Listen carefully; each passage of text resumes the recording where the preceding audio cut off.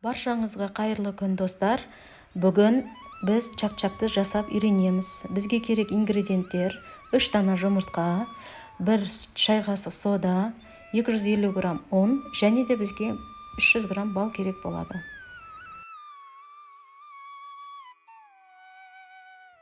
Үш дана жұмыртқамызды ыдысымызға жарып алып, оның үстіне 1 шай қасық соданы жақсылап салып араластырып аламыз. Жұмыртқамыздың үстіне ұнымызды салып, жақсылап араластырамыз. Қамырымыздың басы біріккенше егін қандырып илеп аламыз.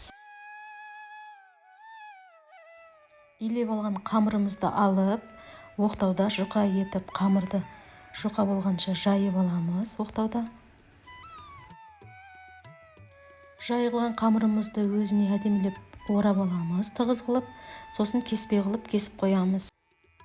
Кесілген қамырымызды ыстық майда екі бетін қып-қызыл қылып қуырып аламыз жақсылап.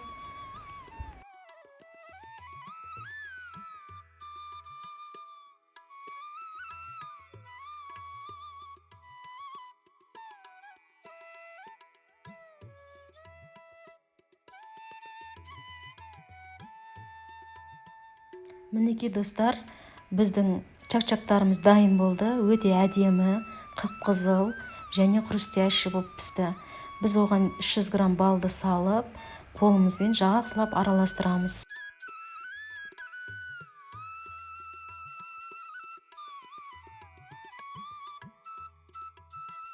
Мінекей достар, енді чак-чагымызды әсемдейміз. Тарелкаға салып, жемістерімізді салып, қабаттап отырып, салып отырып әсемдейміз.